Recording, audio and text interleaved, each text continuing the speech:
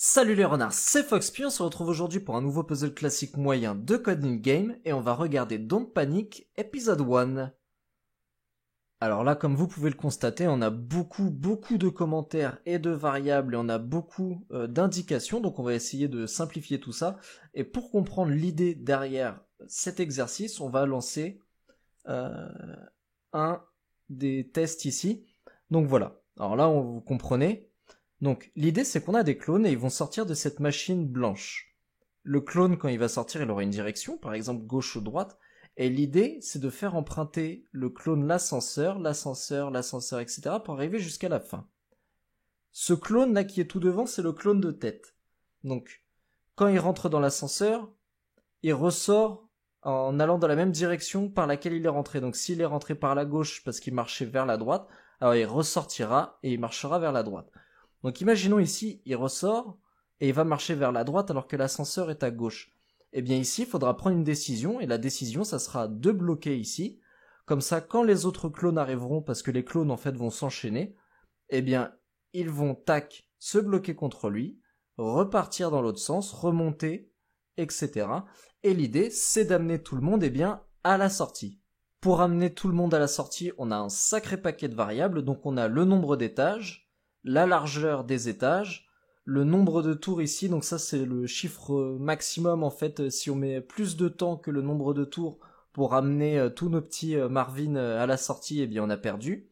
Exit floor, donc ça c'est l'étage où il y a la sortie. Exit position, bah là c'est la position de la sortie. Nombre total de clones, bah là c'est le nombre de clones qui sortiront du créateur de clones.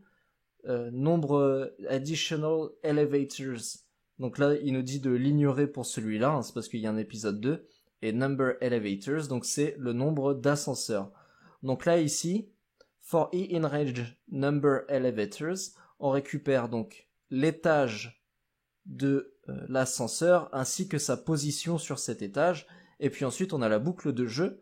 Donc là, clone floor, c'est le clone de tête. Donc c'est lui qui est en premier, c'est lui qui avance et c'est à lui qu'on va donner des instructions. L'idée, parmi les instructions, c'est soit on le laisse faire, on le laisse continuer à avancer, soit on le bloque, et on le bloque en fait pour que les clones suivants puissent changer de direction pour atteindre les ascenseurs. Donc on a la position du clone et sa direction. Donc vous voyez ici sa direction, ça peut être left ou ça peut être right. Clone floor, bah là ici c'est l'étage sur lequel est le clone de tête. Et clone position, eh bien c'est la position du clone, et donc à la fin il faut prendre une décision.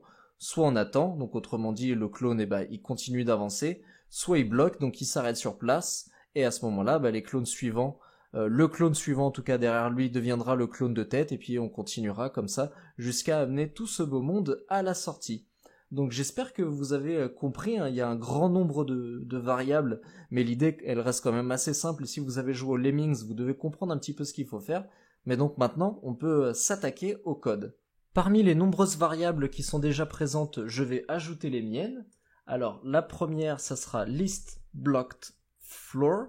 Ça sera une liste en fait qui va indiquer si on a un clone qui bloque quelque chose à cet étage. Donc for underscore in range number floors. Donc en fait ici, j'instancie une liste avec tous les éléments à false. Donc c'est-à-dire qu'à l'indice 0, on parle de l'étage 0, à l'indice 1, on parle de l'étage 1, et tout est à false. Et à un moment, si je dois bloquer un étage, eh bien, à ce moment-là, à l'indice, ça passera à true, et comme ça, je saurai qu'à cet étage, j'ai déjà un clone qui effectue un blocage. Vous allez voir, c'est important pour la suite. Et donc, je vais instancier une autre variable, dict elevator, qui sera un dictionnaire. Et là, du coup, ici en dessous, dict elevator, il aura comme clé les étages des ascenseurs auxquels on va associer, donc pour un étage, eh bien, la position de l'ascenseur. Donc autrement dit, si on est à l'étage 1 et que la position de l'ascenseur est en 4, eh bien ici, la clé dans ce dictionnaire vaudra 1 et elle sera associée à la valeur 4. Donc là, pour le moment, en ce qui concerne nos variables instanciées, c'est bon, tout est prêt. Je vais juste en faire une autre ici qui s'appellera décision, qui sera justement la décision que l'on prendra à la fin de la boucle while true. Ça ici, par contre, ce petit commentaire, je peux l'enlever.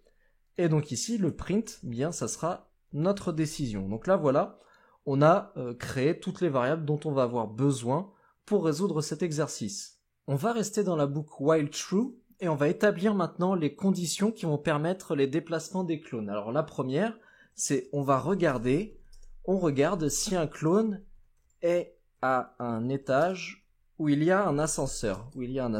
Donc pour ça, ce que l'on va regarder, c'est if clone floor in.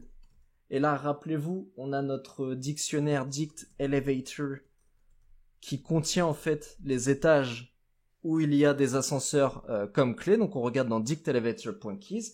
Et si c'est ça, alors on va regarder, on va récupérer une décision. Et cette décision, elle reviendra de la méthode block or wait qu'on va coder tout à l'heure. Cette méthode, on lui envoie clone pos, clone floor. On lui envoie dict elevator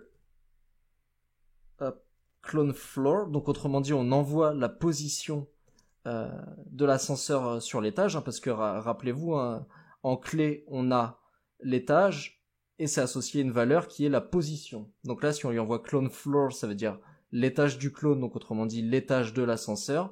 Et à ce moment-là, on aura la position ici de l'ascenseur et list blocked floor. Alors, deuxième condition, ici, donc on regarde si notre clone est à un étage où il y a la sortie. Donc, si clone floor est égal à exit floor, alors à ce moment-là, on va refaire la même chose, sauf que là, au lieu d'envoyer la position de l'ascenseur, on va envoyer la position de la sortie. Et si le clone n'est ni à l'étage d'un ascenseur, ni à un étage où il y a la sortie, alors tout simplement, sa décision, ça sera d'attendre, c'est-à-dire de continuer son mouvement. J'ai une dernière condition ici à coder avant qu'on aille coder block or wait. Donc ici, si on a pris la décision de bloquer le clone de tête, alors il faut dire dans list blocked floor que maintenant à cet étage, il y a un clone qui bloque cet étage, donc égal true. Rappelez-vous, c'était notre liste qui contient que des false à chaque indice, et puis du coup, là ici, si notre clone était à l'étage 1 et qu'on lui a indiqué qu'il doit bloquer, et bien à ce moment-là, ici dans list block floor à l'étage 1, donc à l'indice 1, on passe à true, et comme ça on sait qu'à cet étage, il y a déjà un clone qui effectue le blocage.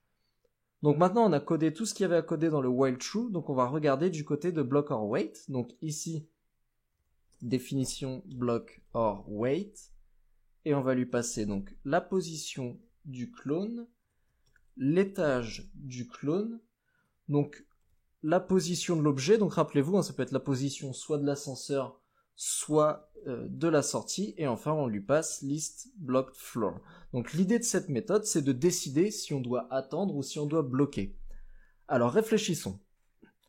Imaginons qu'on prend cet exemple, donc notre clone se déplace vers la droite, tac, il arrive ici, tac, il arrive ici, et là il se redéplace vers la droite. Donc là ici, il va toucher le laser, il va mourir.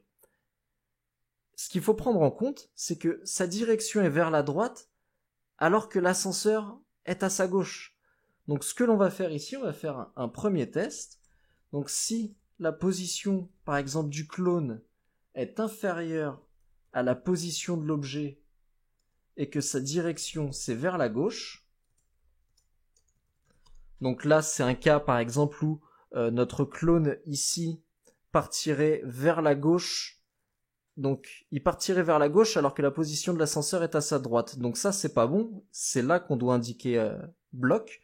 Donc il y a cette contrainte là, mais il y a également, donc je vais mettre ici or, donc quand la position du clone est supérieure à object pos et que sa direction est égale à right.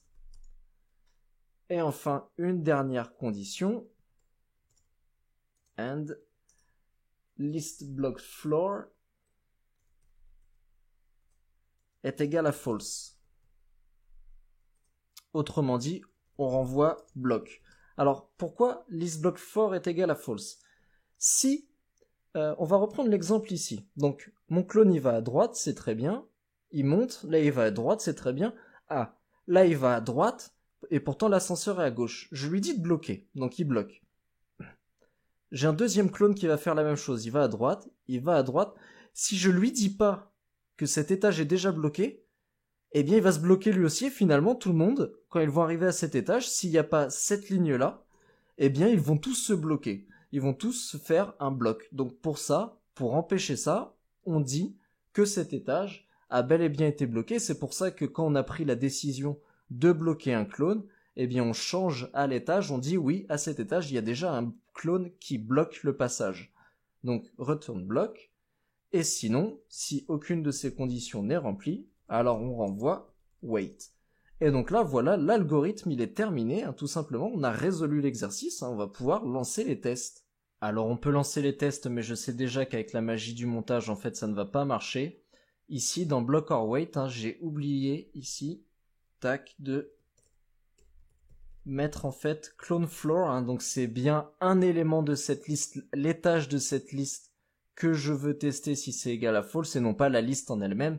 Et là ici j'ai envoyé exit floor, or je dois envoyer la position de exit vu que c'est avec elle qu'on va comparer la position du clone avec la position de la sortie. Vous savez, dans la direction et clone position et object position.